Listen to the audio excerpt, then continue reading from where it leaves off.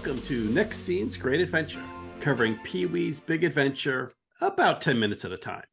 Once again, I'm your host, Sean, and today for part 3, we're covering, we're going from about 18 minutes, 40 seconds to minute 30 of the film, so a little bit more than 10 minutes today. We've got our inciting event, which is the disappearance of the X1 bicycle. We've got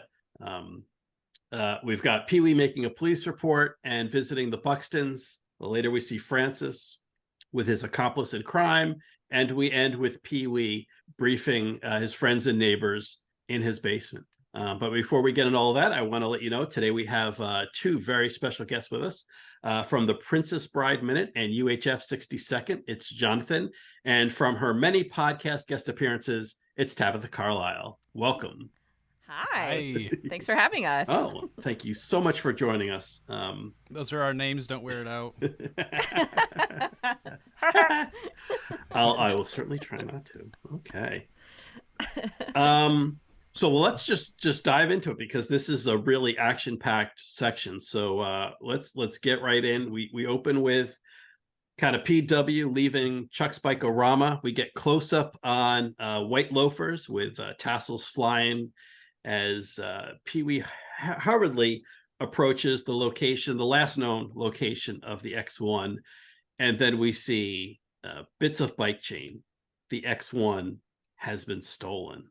And this is horrible. This is a tragedy. But the music is really great in this scene. So I'll get right into the guests. So Tabitha and Carlisle, did you notice the music in this section, and what did you think about it, if you did? I think this whole next section, it just has I think because of the bikes, it feels a bit Witch from the Wizard of Oz. To me, it has kind of that feel a little bit in the stress of the music. That's kind of what I think of every time it does have that feel. It is very, like, I guess, kind of staccato to go with that. Yeah, the commentary from Danny Elfman on this section was really interesting. He talks a lot about his musical influences and how he grew up really listening to movie music and musical scores, and that's kind of really, he got interested. He talks about this section being this section and a bit of the last section, all this music in the mall being inspired by television music, the walking into Mario's magic shop, and then this section afterwards. And he talked a lot about he talks about Bernard Herrmann, and he mentions as kind of like a mentor, even though they never met. He was someone who did a lot of movie scores, but he did a lot of work with Hitchcock, so including Vertigo, North by Northwest, and Psycho. So a lot of like tension and suspense type music for those. That makes sense. Yeah, and like a couple interesting tidbits. One was that Danny Elfman was the music producer for the Psycho remake, Gus Van Sant's remake of Psycho in 1998. So it kind of worked out well that he was so influenced by Herrmann, who did the music for Psycho, the original Psycho in 1960. And then the other thing he mentioned was he gets a lot of people asking him, or not a lot, but he's had people ask him about the influence of Wagner in his compositions and his scoring for movies. And Danny says, like, oh, not like, he hardly, doesn't really listen to Wagner at all, and not really an influence. But that came through the music, the movie score composers that he listened to, they listened to Wagner, and kind of, so he got like the secondhand influence. And he particularly mentioned Franz Waxman, who did the music for The Bride of Frankenstein in 1935, Rebecca in 1940, and To Have and Have Not in 1944. But I thought that was really interesting, that kind of like that secondhand influence that some observers had kind of picked out and asked him about.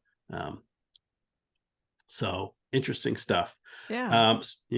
I thought it was interesting. It is. Yeah. So back to the action.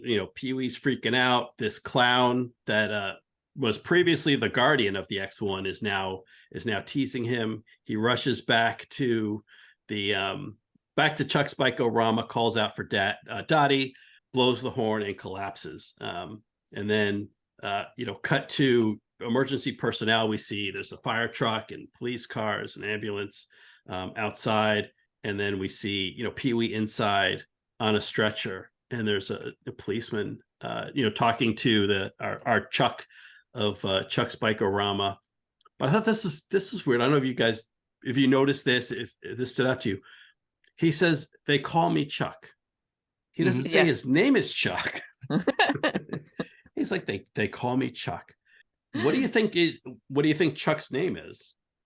I'd I like to. don't know, so I guess we don't hear anybody else say it as that's what they call him. Right. They call him Chuck. Right. Yeah. Maybe he kind of inherited, but he just kept with the name. He kept the name. Oh, okay. That's good. That's a better answer than I had. I had no idea. That's a better answer than I had thought of. I know. I was gonna say like his name's Charlie or whatever, like Larry, but So they call him Chuck. yeah, because he inherited Bike-O-Rama. Right. I like that. Yeah, I like that. Yeah, he inherited the shop, and it's like, well, the you got to reprint the signs and advertising and everything. It's probably easier. It'd be easier for him to just change his name than to change the name of the shop. You've got to establish clientele and everything. I like that. Yeah. Okay, and Chuck here is played by Daryl Keith Roach. His first credit in IMDb is Shampoo in 1975. Most of his credits were kind of single TV episode appearances here and there. I thought it was interesting. So we see him here. He's talking to a police officer. He seemed to do a lot of police roles, but a lot of his credits are either like cop or officer or chief of police or stuff like that. There's about 10 of his credits are various policeman roles. And then I'll just segue right into this particular officer that Chuck is talking to here. Credited as policeman number 1 is played by Bill Cable, who was also in Elvira, Mistress of the Dark from 1988. But one of the interesting things, that the particular thing that Paul Rubin calls out in his commentary, this is the guy that gets killed at the beginning of Basic Instinct from 1992. He plays Sharon Stone's first victim at the beginning of that film, which is kind of an interesting call out. Got his start, was a model and I guess adult performer to start his career, though if Wikipedia can be believed, he never did any of the explicit scenes in his adult film parts. That he'd have like a stunt person come in and or a stand-in for like the close-ups, but so he was just the actor, right? Just the face. Yeah, right. The face of that. Well, going back and just that clown. This is going to sound really dumb, but that clown has 2 faces. Like I always thought, I guess growing up, when you watch things with the kid brain, I just thought it was like movie magic. Like maybe that clown. Also in the 80s, like creepy clowns were a thing. So I always thought maybe that clown was always creepy. It's just that it didn't really look that creepy when everything was good. And then when everything's bad, it looks creepy. And like, nope, I actually went back and looked at it and like, no, it was a nice face before. And then they repainted it for the end. Now I've got to go back and check this 2-faced clown. They put like some like teeth on his mouth, and then they repainted the eyes. I see that now. Good catch. Yeah, I guess basically I always assumed the clown was just creepy all the time. I mean, he's not. He was just a little creepy before. Now he is a lot of creepy. Yeah. So that's interesting. So do you think is this are they just showing us like Pee-wee's perception now that his bike is missing, or was this part of the caper? Did the thief vandalize the clown in addition to stealing the bike? I like option number 2. I like the thief vandalizing.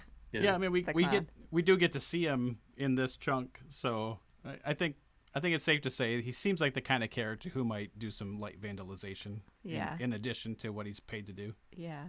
Yep. He does seem, you know, yeah, we only get the brief scene that's coming up, but I could take it like as someone who enjoys the work and you know, much like the wet bandits from Home Alone, would like, Yeah. you know, that's his calling card, the scary clown face after he you know, after he does a job, as they say.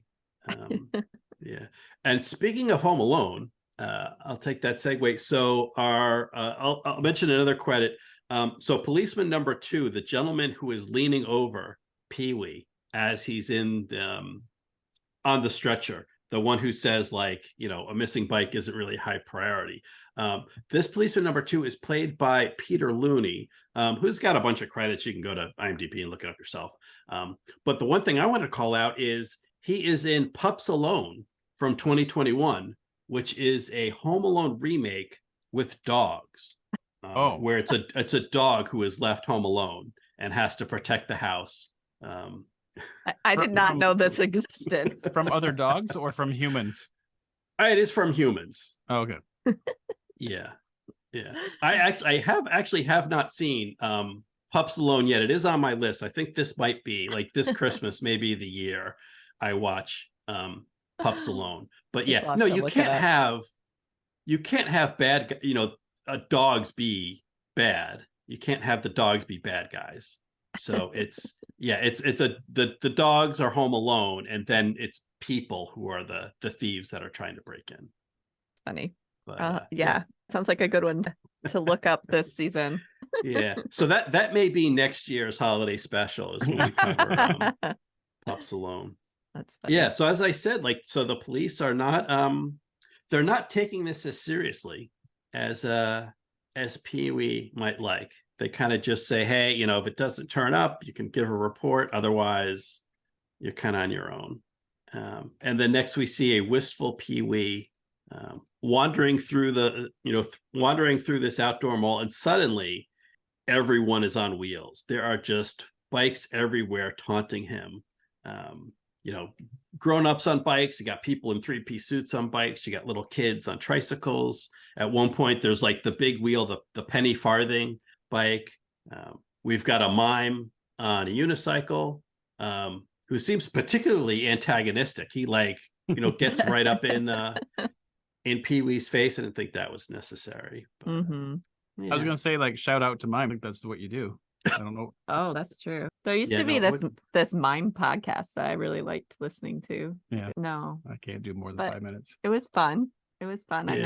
I miss it. it was fun. It was short. They're on an extended hiatus. I don't know if they're coming back. I was a fan of that podcast as well. Yeah, it's a good one. It was a good one. It's strange. It's one of those things, like, I didn't used to think mime was that common, but once you start looking out for it, once I started listening to the podcast and thinking about mime, suddenly everywhere I look, there's a mime. There's a mime.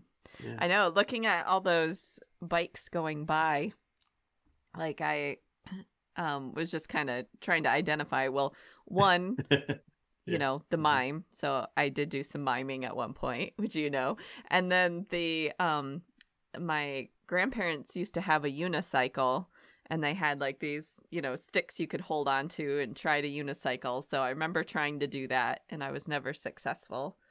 And then those tricycles that the kids go by, those Radio Flyer red, I used to have. Well, we had two different size ones of those at my house, and I remember loving that as a kid, and that hung in my parents' garage for a really, really long time. And I always like tandem bikes. My grandparents had one, and I thought it was so fun. And this last summer, I got to go on a fun tandem bike ride, like an 8-mile bike ride on a tandem bike, and that was fun. Wow, So- 8 miles on a tandem. Yeah, we did. We have So it's like Mackinac. 4 miles. Was that So it's like 4 miles. like 4 miles? Yeah, kind of.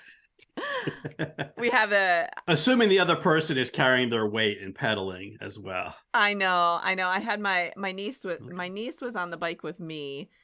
She's a freshman. She was pulling her weight, and we were riding around Mackinac Island, which is in Lake Huron here by the Mackinac Bridge.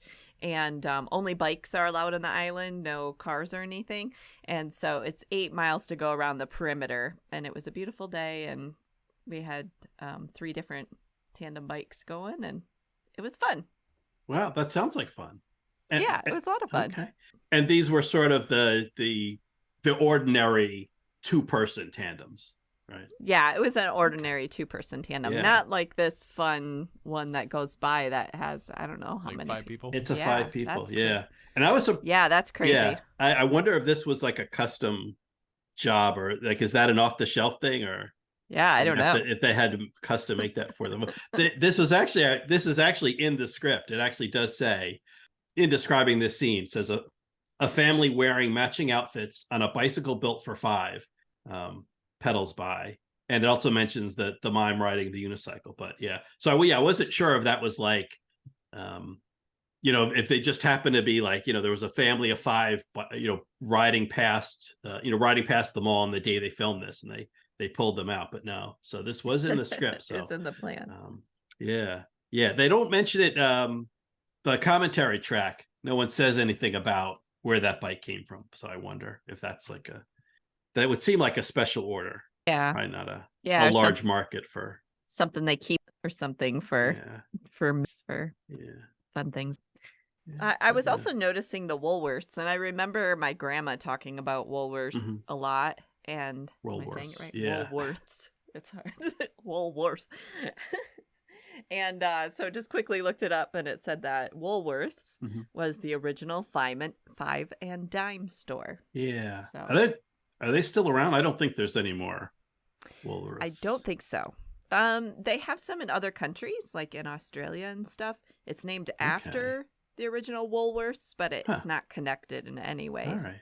That kind of makes sense. They have Kmart in Australia as well, which is another store that I don't think we have in the United States anymore. But but it's made its way across the world. Across the world. Yeah. So this was from a time when Woolworths was an actual thing. Yeah. So this was filmed in Santa Monica, and I think most of the outside was just outside. I don't know if so I'm not sure if Chuck's Bike-O-Rama, if that was there, or if they if that they renamed the store for the show or for the film.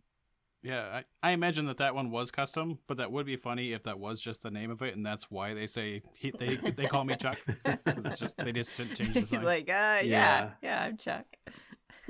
Yeah. Now they do have, so the Chuck is in the script, but they may have, already scouted locations at that point and said, it's probably easier to change your script to change the name of the character in the script than change the name of the stores. That's true. And that's why he says, they call me Chuck. Like my character is actually, Franklin, but we didn't, it was low budget, first time director. They weren't going to let us change the name of the store. So they call me Chuck. That could absolutely be that. It was funny if he would have said, they call me Chuck. They call me Chuckles. Chuckles. That's a clown name right there. It is. That's a clown name. My only bike note was that when Pee-wee walks back into the bike store and honks the horn and falls over, there's 10. He falls into 10 speeds. Oh, wow. So that's like... That's not important, but I just liked that they were 10 speeds and that there was 10 of them. I like the symmetry. 10 times 10. Yeah. Okay. I even walked it, paused it, and counted each bike just to make sure. Yeah. It's important to be, precise with these things. So we get wrapping up our scene at the mall, we get a fade out. And before we fade in, I'm going to ask my guest, what's your history with this film? What's your history with the Pee-wee character? Were you aware of Pee-wee Herman before seeing the film, or was this your first exposure to PW, as his friends call him? I watched the movie and I watched Pee-wee's Playhouse, all the time, and so I don't remember which one came first for me. Could have gone either way. I remember just it always blew my mind as a young kid. I just didn't know how things worked. To see something on the TV and to see something in a movie, and it's the same guy in the movie. Like, like I didn't know that kind of a thing. So yeah, I honestly can't remember which one I was aware of first, but I was definitely well aware. Not so much the second one, but we're not talking about that one. No, we're not talking about that one. How about you, Tabitha? Did you grow up with the Playhouse as well? Yep, I grew up with Pee-wee's Playhouse. I don't know that I saw. I think I had seen Big Top Pee-wee before this one. Like, I'm pretty sure I saw that when I was growing up. And when I could, my dad did not like Pee-wee's Playhouse. So he just thought it was just such nonsense. And you're like, yeah. So I did watch it sometimes. And but I remember kids making reference, to Pee-wee, saying things like, I know you are, but what am I? Really intrigued. Like, what is this thing that people are talking about that I don't know, what it is. And so, yeah, so I think that's my, we my have Pee-wee history. We have probably home video from the late 80s, early 90s. And at one point I pulled out the Pee-wee dance. Yeah. It was just right on. generally accepted at that.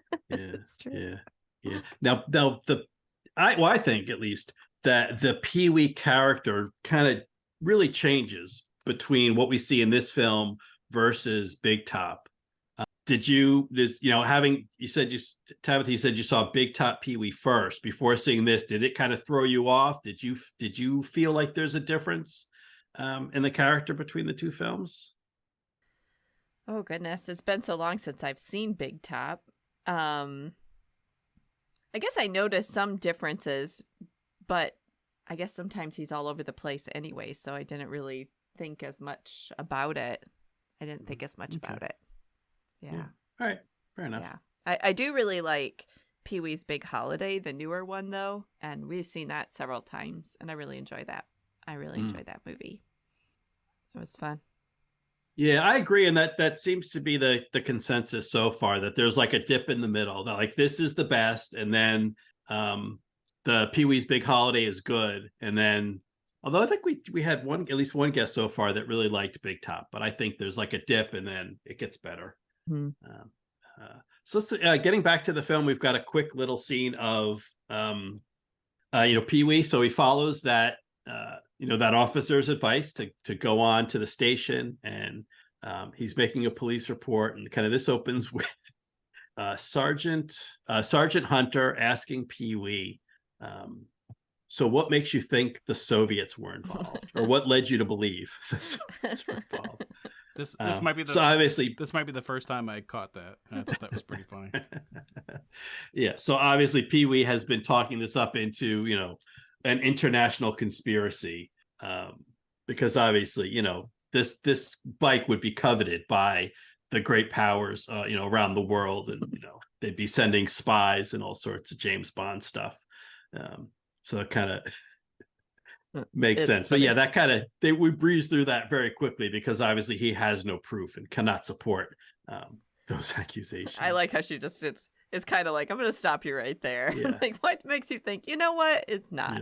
Yeah. So quick shout out here. Our Sergeant Hunter is played by Starletta DuPois, who made a lot of TV appearances. This is kind of one of her earlier movie roles, but I actually kind of recognized her. I picked her out. She was in Hollywood Shuffle from 1987, where she plays Bobby's mother. She was also in Friday After Next in 2002.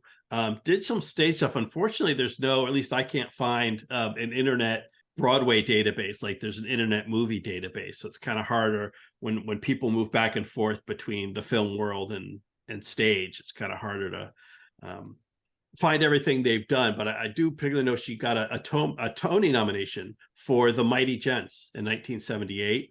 And in particular, she was in a 1992 TV movie Frogs with an exclamation point. So it's like frogs.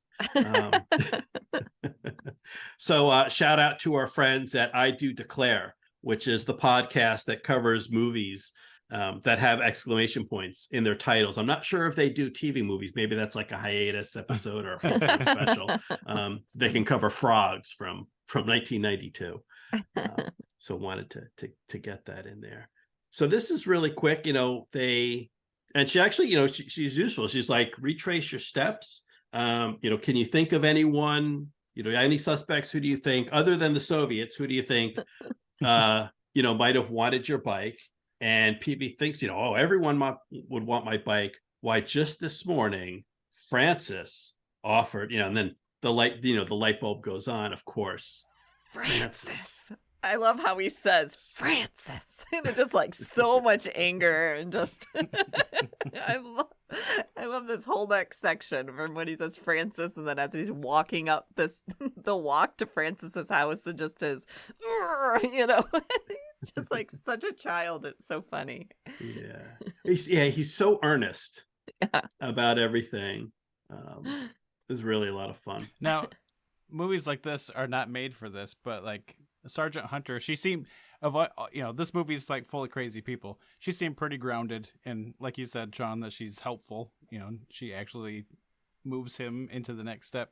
But after he goes, Francis, he takes off. Like, she just like, okay, well, I'll put that paperwork to the side. I guess that's not, move on to the next thing. And she gives him sort of a patronizing look. And this is I think this kind of runs throughout the film of like, there's a flop between, there's like the dichotomy of the Pee-wee character, and that like, is he grown up or is he a little kid? And like, she's, in some sense, she's taking him seriously, like it's a grown up, but then she's also treating him like a little kid. Like, this is just a boy who's lost his bike, and then it's going to turn up somewhere. He just forgot where he put it, kind of thing. Maybe patronizing isn't the right word, but like sort of a motherly attitude. Like, there, you'll be all right. You'll find your bike. Don't worry about it. The way, an adult might treat a child that's, being overly earnest the way children can be. I wonder if that was kind of hard between he is an adult and interacting like an adult, and yet he behaves like an adult when he's behaving like a child. You know what I mean? To not be like, it is a interesting balance to strike and to make that normal, Right. But and I think they hit it, and it's really important because Pee-wee's a jerk. Yeah, like Pee-wee is like, if Pee-wee was an adult, you wouldn't put up with him. But because but as a precocious child, like that earnestness is kind of entertaining. Like, I think of it like we have a puppy, and sometimes she gets into a mood where she's just, I've got to bark. There's bark inside me. I've got to let it out. And she'll go on like, 3, 4, 5 minutes of just barking, which is like really annoying, but she's really cute. Right. She's like this cute little puppy. And it's like, oh, look, our cute little puppy is barking. I mean, it's still annoying, but the cuteness helps.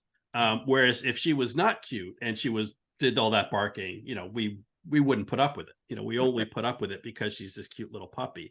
And I feel that's like Pee-wee's like that, like, because he's this cute, precocious, kind of quote unquote child, you kind of put up with some of the things.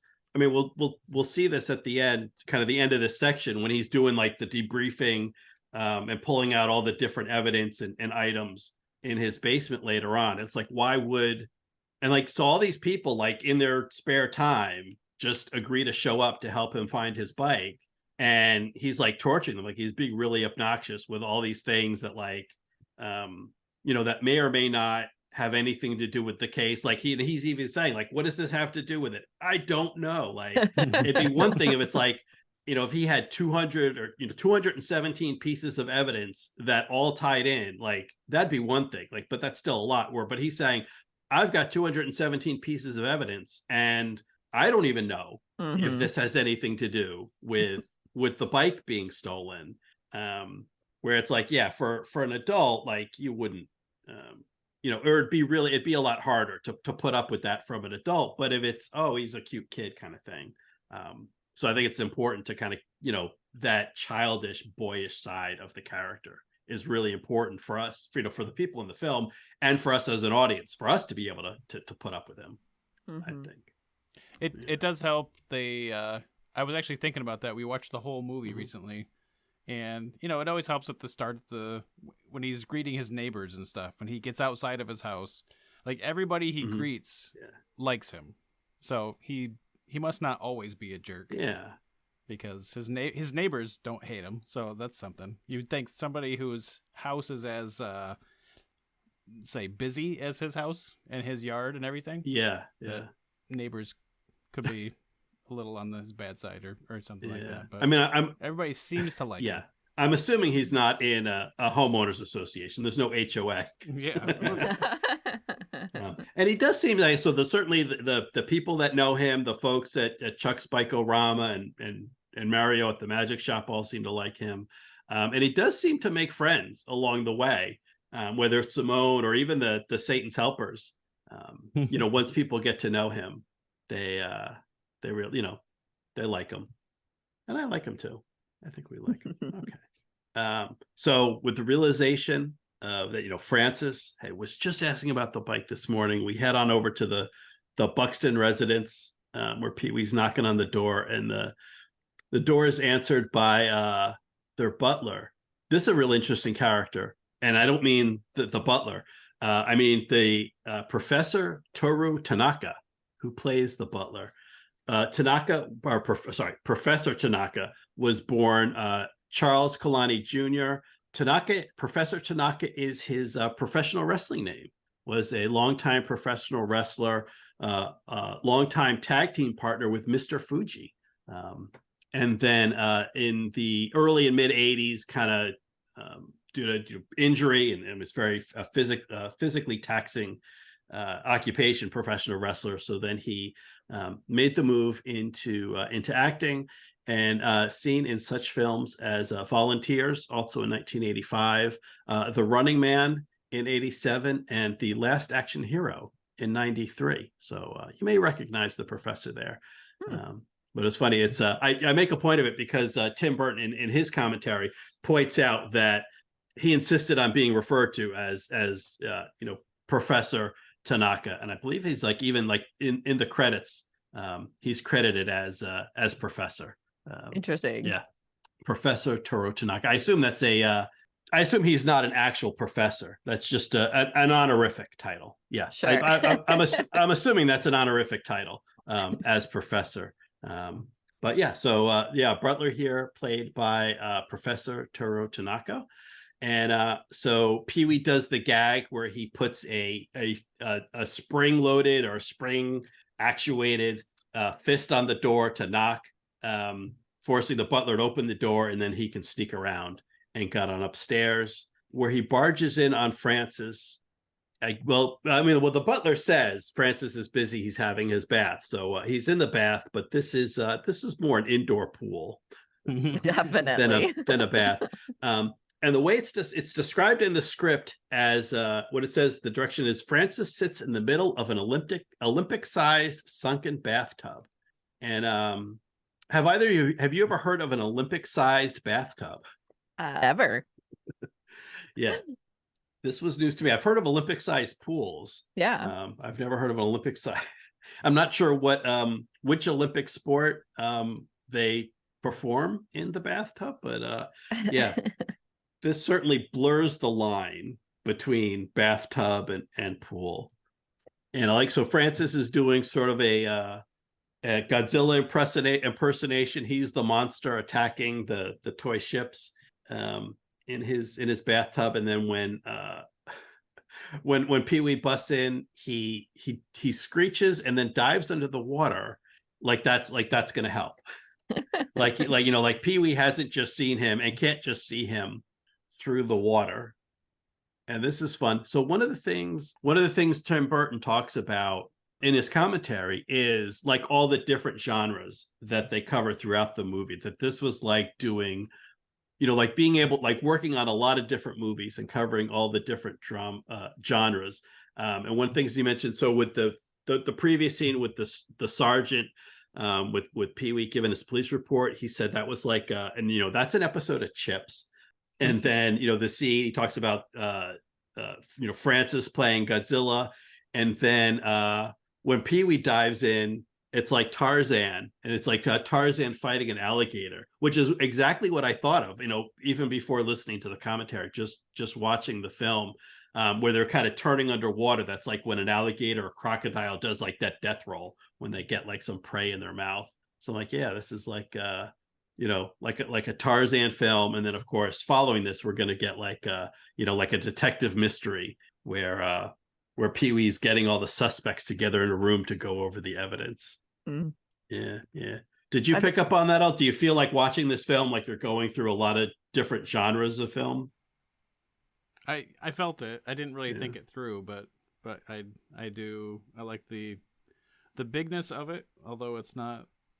There's something weird and magical, I guess, about people who can successfully go big but not feel like it's too big, or that it's, you know, it's so big it's disconnecting from everything else. It's like there's a lot of pieces going on here, but it's still fun and still makes sense. Yeah. No, I think I picked up on some differences, but I didn't really think about it as far as always being intentional, you know, and stuff. But yeah, no, it's a lot of fun. I really like, they did a good job as far as the wrestling in the pool and how they went about all of that. I thought they did a really good job.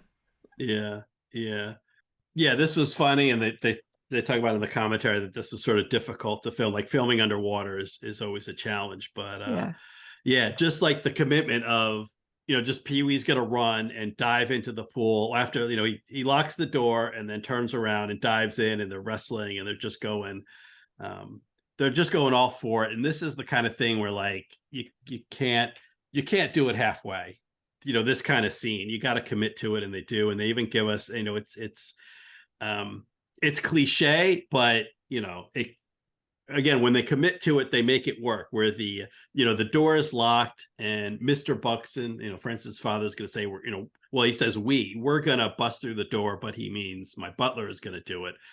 And then just as the butler kind of does the 1-2 against the door, and then he pulls back, and before 3, Francis manages to escape Pee-wee's grasp and clamber up and unlock the door.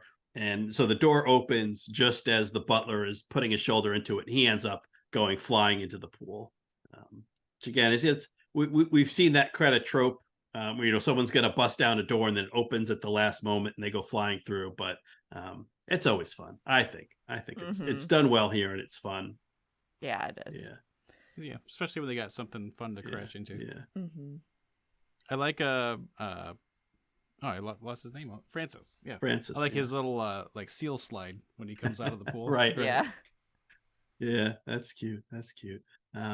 Quick shout out, or I'll try to be quick, to Mr. Buxton. Mr. Buxton, excuse me, is played by Ed Hurley. Who's like was sort of like Ed McMahon before Ed McMahon. And then, I don't know, kids, ask your grandparents. So he was the announcer for Jack Paar on the Tonight Show back in the early 60s before Carson took over. And he also played that part for in King of Comedy in 1982. There's a talk show in that film, and he was the announcer for the talk show there. Kind of made his name as a voice, did a lot of newsreels in the 40s, was the kind of the announcer, the voice of the Kraft Television Theater, which was some 50s television. When he died in 1999, the New York Times described him as a voice of cheer and cheese. So apparently became very well known for working, you know, his association with Kraft Television there. But you know, it's a good actor with a good voice. I could kind of see him as you know, as that kind of announcer thing, and he does good here as peacemaker, you know, between PW and Francis. And of course he's you know, he seems fair, but he is taking his son's word at it, because he was with them. You know, they were putting together for his birthday train set all day, so of course it couldn't have been Francis. And he wants to see an apology, and they shake hands, which they do. And I like going back to like this theme of like the childness of, but yet at times he's like a grown-up of PW. I feel like this is a very like precocious sentence when he says, "We don't have to involve the authorities in this matter, do we, Mr. Buxton?" Just kind of like, instead, says like, "Oh, don't call the police, the authorities." And then, in this matter, just every once in a while, PW just kind of throws out these, the lines that just kind of, they're funny coming out of his voice, out of his head. And we get our first call back to Mario's magic shop with the trick gum that he sold Pee-wee. He offers up a piece to Francis and his father, and I guess they take two different ones. We can see what happens. So the trick gum that Francis takes turns his mouth black, and he's actually got black. It looks like almost like ink dripping out of his mouth. So Mr. Buxton, I guess, like moans. He makes a face. What do you think that gum tastes like? What is causing him to react that way? I don't know stuff. I don't know that I ever really had it. Mm-hmm. Like I don't know that I ever had access to it to have it, but I'm curious about like small magical things and like getting little magic kits. But honestly, looking at them in magazines, and like I would get little like spy books for kids, and it would tell you about invisible ink and like that kind of stuff. So I think there were different kinds of Pop Rocks or something that would be like sparkly gum. So maybe that's what he got, was something that kind of like sparked in his mouth and he wasn't ready for it, or and peppery kind of a thing, that it's really spicy. Yeah, that was my thought. Like, probably something spicy. Yeah, originally I thought something peppery, but then it's like maybe it's just black licorice, and that's just he just doesn't like it. Black licorice, or like black licorice, or pizza. Maybe he doesn't like pineapple pizza, and he just doesn't taste like. Well, he did ask for the fruity, so maybe it was. He's like, oh no, it's not fruity. Maybe kind of like those bean Billy Bellies. Oh, where it like tastes like boogers or whatever. And it's just maybe every tastes like a different disgusting thing. A different thing. Yeah. I never had any. I don't remember having any trick gum that had like different flavors or turned your mouth black or anything of that sort. I remember having a trick pack of gum that had, I guess it was like a mousetrap. It had like a spring-loaded like hook. Not really a hook, but there was like this like a spring-loaded piece of metal. So when you pulled a piece out of the pack, when it got out, like the spring would get loose and then it would snap and cut your finger off. No, it didn't.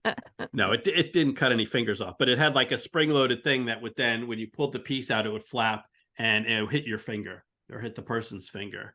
I used to always think those kinds of tricks were funny because you'd see them on. I remember actually it was at Mackinac Island. I went the very first time I went with my grandma, and at a shop I bought a joy buzzer and an ice cream cone that had kind of like the ice cream on top was like a foam, and you push the button and it like shoots off and hits someone in the face with this like foam ball.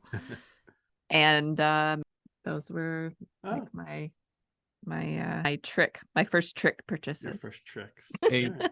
I also had a joy buzzer. It's like the most disappointing thing is a joy buzzer because they don't work. And you have to wind them up, and then the spring breaks. No, what I guess is broken now. Yeah. You got to you can't overwind them. But if you're a kid and you have something that winds, you want to just keep winding it, and then you break it, and then the more you wind it, the more you get, right? So just keep going.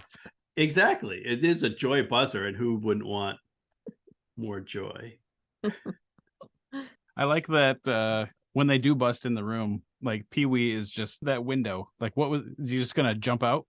Yeah, just jump out of a second story, and I don't know. Yeah, he is a child. I don't think he thought through. No. Yeah, no, because they know Pee-wee. It isn't like if he manages to escape, like, oh, he's free, they'll have no idea who did this. Well, and they know him. They know where he lives. We saw Francis walking by his house earlier in the film. So, if he does manage to get out the window, what happens next? Well, and they are on the second floor. Right when he comes in, we see him going upstairs, I believe. So yeah, but this is Mr. Herman does not think too much ahead into the future. Another one of his boyish qualities there. Well, that makes me think that's got to be. I mean, obviously, we know that they're rich and they've got a nice house, but that's like on the second floor. That's got to be supported like crazy. That's true. That's true. Yeah, that is a lot of weight. I hadn't thought about that. I'm sure there's. I do like though that Mr. Buxton, even though he does take his son's side, but mostly because he knows that he pulls Pee-wee aside and tries to figure out what's going on instead of just being like, you ruffian, what are you doing in here? Yeah. And he does ask if Pee-wee has any evidence or has any proof. He does give Pee-wee an honest chance. Pee-wee, if he's got evidence, he could present it at that point. If he's got witnesses, I know Pee-wee could have said that, came to him that morning and tried to give him his bike. Yeah, but that's circumstantial. Though it is suspicious that that Francis was so interested in the bike this morning and suddenly doesn't want to buy it. That does make you think. It would make me think, well, he doesn't want to buy it because he already has it. Right. But that's not proof. That's just a and the fact that he went underneath the water as soon as Pee-wee walked into the room. Yeah, he's not. Oh, hey, it's my friend Pee-wee. How are you doing? Please. Hey, did you bring me your bike? Yeah, please join me in my birthday bath, where Francis is wearing a bathing suit. And doesn't seem to be. We all appreciate that. Which yes, we understand. This is So next we see Pee-wee and Dottie is putting up a sign, reward sign, missing bike, stolen bike, with Pee-wee's phone number 354-8567. Please don't call that number. I'm sure you will not get Pee-wee Herman. And he's offering a $10,000 reward, which Dottie points out Pee-wee cannot pay. And of course, Pee-wee does not intend to pay because whoever returns the bike is obviously the person who stole it and they don't deserve a reward. Pee-wee rushes into a radio station, and of course you can just run into a radio station and they will put you on the air, or apparently they will if you are Pee-wee Herman. And so we hear that, a DJ voiceover, Pee-wee's offering a reward. The bike, is engraved on the back with his name, Pee-wee Herman. And we cut to Francis is listening to the radio with his accomplice. And obviously the heat is on. And Francis is getting nervous. He can't take the heat. He just wants, he wants to rid himself of this whole affair, and is now going to have to pay extra. Not just to pay for the bike to get stolen, and now he's going to have to pay extra to to get the bike, to get rid of it, to get the bike disposed of. And I assume that the clown defacing was gratis. That's probably thrown in no extra charge. Just these. Yeah, just for funsies. That's funny. The guy with the tiger shirt. Yeah. His greaser hair looks from Grease from the 60s or something. He does it's kind of funny. Yeah, he's got a very retro look. Yeah, the hair is greased back. He's got like the canvas sneakers. He's got a t-shirt. It's weird. It's kind of a baseball shirt. He's got the Tigers in script, and there's stripes along the cuffs of the sleeves and around the around the neck.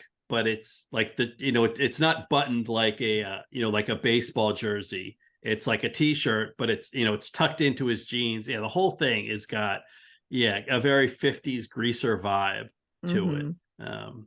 He's there's a certain retro quality. Pee-wee's got the bike models from the 40s. There's like a certain old time quality to it, in addition to the childness of the character. But so Francis just wants to wash his hands of the whole thing. wants the bike gone. That's going to cost extra. And the guy goes, okay, all right, I'll take the bike. And he says, see you later, sucker. Because I'm guessing he probably got paid. It seems like the Buxtons are fairly well off, so probably made off well on this job. And then can doubly so probably ended up selling the bike. So kind of got paid twice for that. Mm-hmm. Yeah. And then we wrap up with the scene in Pee-wee's basement. They have the establishing shot where we see all the bicycles and everything kind of parked in Pee-wee's yard. Cut to his basement where he's got his friends and neighbors assembled, and he's got his 217 bits of evidence that he's going to go through one by one, no matter how long. No matter how long it takes. I don't know. I didn't catch the 217 until Jonathan and I were watching it again this evening, and we'd watched it several times, and I'm like, oh goodness, I didn't catch it. That's funny. Well, I wonder how far he was going to go. So he starts with like item A, or exhibit A. Sorry, there's like exhibit A and exhibit B, and then when they cut to I think we get up to exhibit Q. Like what happens after the 26? After Z, does he go to like AA, AB, AC, or is it again like Pee-wee has not thought that far ahead? Yeah, probably.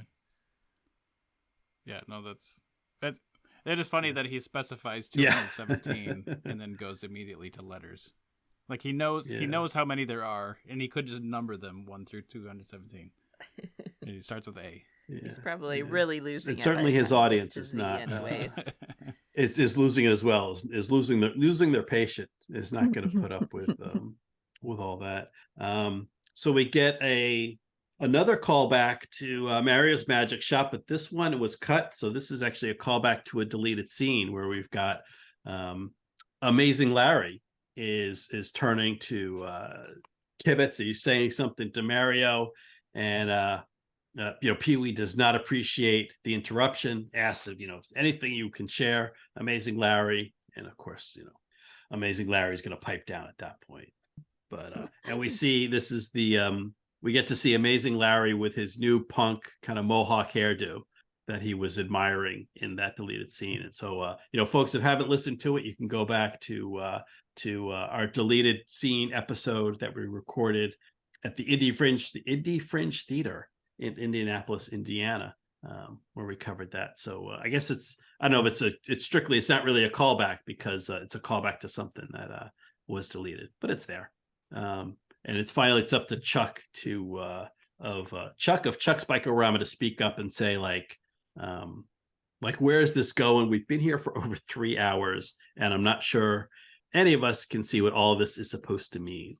That sends Pee-wee off on a tear, and he's just breaking down. And this is kind of like one of the times I'm thinking of, like, if this isn't Pee-wee Herman, like, do you put up with this? Like, you have to like, people you like just because you like them or you love them or friends and family, like that doesn't make them perfect, and they have their moments, but you have to like them first, both as a friend and neighbor and as an audience watching someone in the movie, because he's really mean to Dottie. And he was kind of we saw him earlier when Dottie's trying to ask him out to the drive-in and he blows her off, but here he's like she's just trying to help, and he's saying, I don't want your help, I don't need you, I don't need anybody. That's kind of a jerk thing, I think. Mm-hmm. So yeah he's always, in all of his movies, he's a jerk to almost all the women. And for some reason they like him. Yeah. I think it's some of it is like the boyish quality, and that's part of the reason I didn't like Big Top Pee-wee as much, because they have him act like he's got some, he's got a fiance, like he's got some more adult scenes. And I mean, not like X-rated adult, but like more grown-up stuff. But it's like, as a boy, it's precocious. As a man, it's just obnoxious, I think. Yeah. Yeah. He's still kind of emotionally in that cootie stage. Like, yeah, you're around, but like, ew, a little. Yeah. Mm-hmm. So we obviously we've been talking a lot about Paul Rubens as Pee Wee Herman, but and he pulls it off. It's he's dedicated to this character, really kind of refined it, and kind of made a career out of this man child in his suit and bow tie. But he did do some other things. So asking our guest, Jonathan and Tabit, do you have like a favorite non-Pee Wee Herman performance from Paul Rubin? I think probably the spleen in Mystery Men is probably is the one that I've seen him in the most, because I've seen that movie a lot, and I enjoy him in that movie. He's a lot of fun. Mm-hmm. Yeah. I had to go back through, and now I was big into Flight of the Navigator, and of course that was like Max was credited as, it didn't, as far as I knew, it wasn't Pee Wee, because that wasn't his name. But when you listen to it, you're like, well, that's Pee Wee though, right? Or that's just somebody else doing Pee Wee. So yeah, that was pretty cool to find out that it actually was him at some point. Also, I was big into watching fairy tale theater back in the 80s, and he played Pinocchio. And I remember that. I didn't necessarily remember all of that, but we ended up watching that last night, the episode. And, little connection to UHF, Michael Richards is in that episode. So that was kind of cool. Okay, yeah. Plays him. Sorry, go ahead. Michael Richards and Jim Belushi play the two like ruffians that kind of steer Pinocchio away. Yeah. Mm-hmm. It's an interesting episode, because like everybody's like New York Italian. I don't know, even the fairy. It's all just kind of cheesy and funny and weird, but it was fun. weird fun. Yeah. The fairy was like had the hots for Geppetto. It was kind of weird and interesting. And at first we were like just looking at each other like wow, she's really laying it on thick, like all the innuendos and stuff. And then at the very end of the episode, like Geppetto and the Blue Fairy just completely abandon Pinocchio so they can go off into the back room, and like, oh, they're okay. Yeah, they're going into the bedroom. Like after he's just like, oh, so you like wood? You like wood? and they like walk into the bedroom. I was just like, okay, this is funny. Yeah, it's one of those things like as a kid, it doesn't mean anything to you, but when you watch it again as an adult. But it was funny, because I haven't seen him in a lot of things outside of Pee Wee stuff and Mystery Men. So that was fun. Yeah, Mystery Men, that's a good that's my pick for I think my favorite non-Pee Wee performance from Paul. That fairy tale theater is really good. I'm glad you mentioned that. And for folks listening, it's from like the mid 80s. If you haven't seen it, seek it out. It is it's good. And so it's doubly connected. So obviously you got Paul Rubens, but also Tim Burton directed, I think maybe one or two episodes, but you've got a Tim Burton connection there as well. And of course, lots of guest stars and people. If I don't know if they're famous now. If you know people that were famous in the 80s, you'll see a lot of faces you recognize. But it's it's just sort of they take traditional fairy tales and turn them into nice little television episodes. So I would hardly recommend the fairy tale theater. So this is nice. We can see we can see how this film is kind of falling into that 3-act structure. So Paul Rubens talked a lot about how when they were writing this, so this is his first, this is his first produced screenplay. I think he had written some other stuff for Pee Wee up to this point that obviously hadn't been made.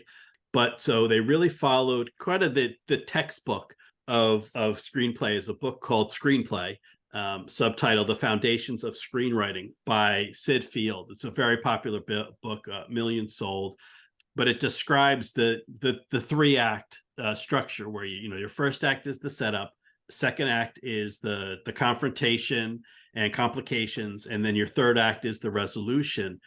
But also sets out like how long each of those should be, and particularly for a screenplay, how many pages, and it describes like the setup should be the first quarter, the confrontation the middle 2 quarters, and then your resolution is the last quarter. And the way this the way the film comes out, it's about 20 minutes in.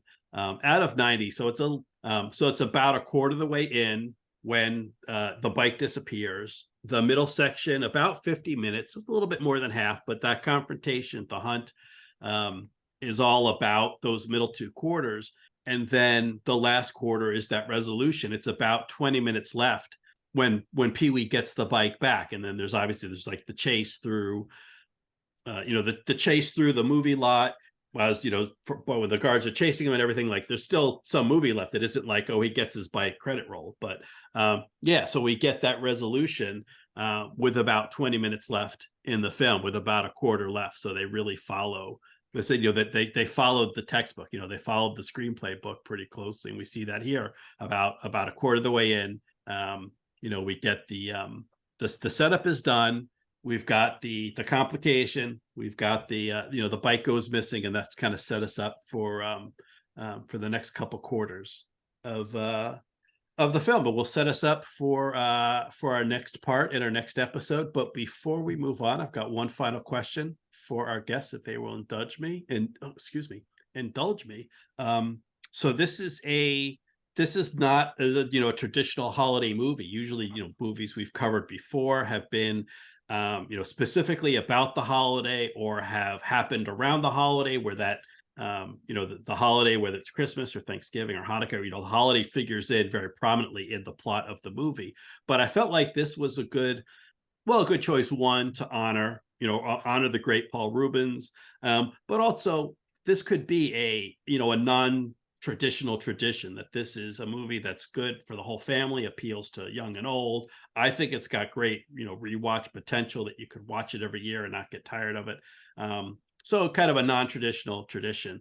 So I want to ask, so you guys, do you have any kind of holiday traditions that they're associated with the holiday in your mind, but not strictly traditional? And I'll give you an example. One thing I do, kind of a tradition, is I usually read a book at some point, usually like Christmas Day or the next day, after like all the presents are opened and everyone's just kind of relaxing. I just, I'll pull out a book, and depending on the size of the book, sometimes I can finish the book in the afternoon. I just sit and read, which again is not, there's nothing, you can read any day of the year. That's, doesn't have to be tied to a holiday, but it just, kind of a tradition that came up, something I notice I do kind of every year around the holiday season. So, so do you have any non-traditional traditions? I don't know. We were kind of wrecking our brains and talking about it, and I think we're pretty traditional. We both have decent sized families on both sides. So, when the holidays roll around, like, you got all the holiday things and the different families, and we gotta watch this, and we got it. So it's all pretty traditional. I don't know that we've got anything. Yeah. Mm-hmm. Outside of that, there are enough kind of traditional traditions that you don't always have time for we have a lot of those, or anything else. At my grandma's on Christmas Eve, we always eat pancakes, and it's kind of tradition to eat grandma's homemade applesauce on your pancakes. That's a little bit untraditional meal, but it seems like a normal tradition to me. But so I couldn't think of anything either, because we are pretty traditional in all the things. But probably guesting on a holiday podcast every year is probably one of our non-traditional traditional traditions. Yeah, that's becoming a tradition. I think you've been you've been back every year, I think. I think almost. I wasn't on your one last year. I don't know if Jonathan did or not, but I wasn't. But otherwise, I think that I've been on all of them. Yeah, I didn't. I don't know if we were able to get you in for our 8 crazy episodes for Hanukkah, but I think every year other than that, we've been able to get you involved. So yeah, there you go. That's enough to call it a tradition. All right. Yeah. Great. Well, as is our tradition, when we're done talking, we stop talking. So I think I think that covers kind of all my notes for this section of the film. Anything else, Tabitha, Jonathan? Anything about Pee-wee's Big Adventure or Pee-wee you want to add? One just actual factual note is the basement map in Pee-wee's basement is San Francisco. It didn't mean anything to me when I found that out, but I was just glad to find that out, that it is something. I don't even know how that relates to Pee-wee. I have no idea if it's just a map or somebody wanted to, I don't know. Interesting. This is I think I'd only watched this movie once before watching it again for the podcast. And it had been a long time. And so I really enjoyed yeah, very, very much so. And so I enjoyed watching it again. It was fun and yeah, I really enjoyed it. I think that's all. Interesting. I'm glad you enjoyed it. So has it aged as well as I think it has? I think so. I think so. I don't know that young kids will know what the Soviets were. But yeah. But other than that, no, I think it's aged well. I think it's kind of right in line a lot with Pee-wee's Big Holiday, which is newer and I think it held up just as well. In fact, watching this later when he's taking all the animals out of the animal pet store, the pet store that's on fire, and he's upset about the snakes. It took me to in Pee-wee's Big Holiday when they're going to the snake farm or whatever, the tourist trap, and every time he's just like, ugh, and I'm like, okay, the connection. I didn't realize that before. That's fun, but that's nice. And funny you talk about the map that he has up in the basement. So I hadn't realized that is San Francisco. Now that you mentioned it, I'm looking at it, I'm like, okay, yeah, you can see like Golden Gate Park and everything. One of the things I just connected, like just with doing my rewatch, preparing for the show, seeing like, okay, this is obviously like Southern California. I don't think they ever talk about where Pee-wee is. Like once he leaves, they talk about, oh, he's going to go to the Alamo, and he goes to, he's got to go to Hollywood because he sees the bike on TV and stuff like that. They don't really talk about where he starts, but then looking at the mall and there's like palm trees and stuff, like it's like they don't try to disguise it that this, a lot of this was filmed in Santa Monica, and particularly these early mall scenes, like they don't really hide it. So like assuming he's assuming that's where he actually is, like he starts in the LA area, starts in Southern California, makes his way out to Texas to the Alamo, and then kind of turns around and heads back to and then heads back to LA and Hollywood to get the bike. So it's like a big circle, like, and that just recently dawned on me, like, oh, that must be, I mean, I don't know if that's on purpose or if that was maybe just a budget thing where they're like, if we're not paying to change the sign on the bike store, to change Chuck's Bike-O-Rama, we're certainly not, we're not editing out all the palm trees and stuff in Santa Monica. But okay. Make it work. Well, yeah, we'll just make it work. All right. Well, thank you very much for joining me, both of you. This has been a lot of fun and really interesting. And so I know that you've got some other podcast stuff happening. So if our listeners would want to hear more of your insightful commentary, where can they find you? What are your plugs? Well, many years ago now, it feels like, and in actuality, we did the Princess Bride Minute, and that was me and Steve Lasto and many guests, and we did that one, and we finished it. And then I started another one with UHF 62nd with my good friend David Johnson, and we didn't yet finish it. So that's still something to look forward to. And maybe if I ever get that done, I'll do my next idea, which ties in with Pee-wee, is just like a little mini series of studying Pee-wee Herman and Mr. Bean, and how I grew up with both of them and never realized how close, like they're basically just, one's the American version and one's the British version. I never even if you look at their both their recent movies, so you got Mr. Bean's Holiday and Pee-wee's Big Holiday. Like if you look at their covers, like they're both jumping in the air with their gray suit, like it's like they did it on purpose and nobody's ever talked about it that I've heard anyway. So it'd be interesting. They're both kind of big man-childs, and But maybe that's all I have to say about it, and I don't have to do a whole podcast about it now.